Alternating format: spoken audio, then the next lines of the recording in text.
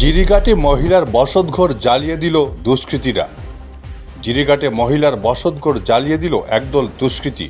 হাতে বন্দুক ও মুখে কালো কাপড় বেঁধে দুষ্কৃতীর দলটি ছায়রা বিবি নামের মহিলার বসতঘরে আগুন ধরিয়ে রাতের অন্ধকারে গা ঢাকা দেয়।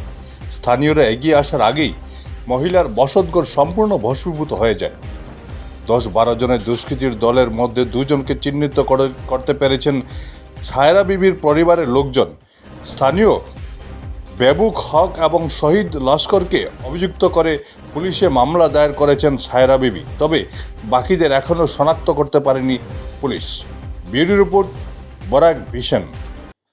4টার সময় আমি তো কোথাও খাই আমি ঘুমাই গেছি।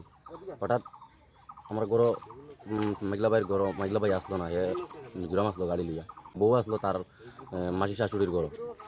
সকালে 4টার সময় তাইও খাইয়া ঘুমাইছি, আমিও খাইয়া ঘুমাইছি। হঠাৎ শুনছি হাল্লা চিৎকার, শোনার পরে আমি আইছি।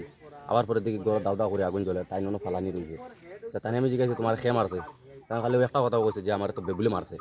তারপরে আমি আর এখানে দাঁড়াইছি না, ঘর শেষ হয়ে যায় জ্বলিয়া দেখিয়া বোন তো কইছে বোন তুমি তানে তোরা করো, উঠাও দরিয়া। আমি তো গেছি যা ফটাফট, মানে ফার্স্টটা বাচ্চা না, আমি যে পুলিশ স্টেশন ফসি গেছি।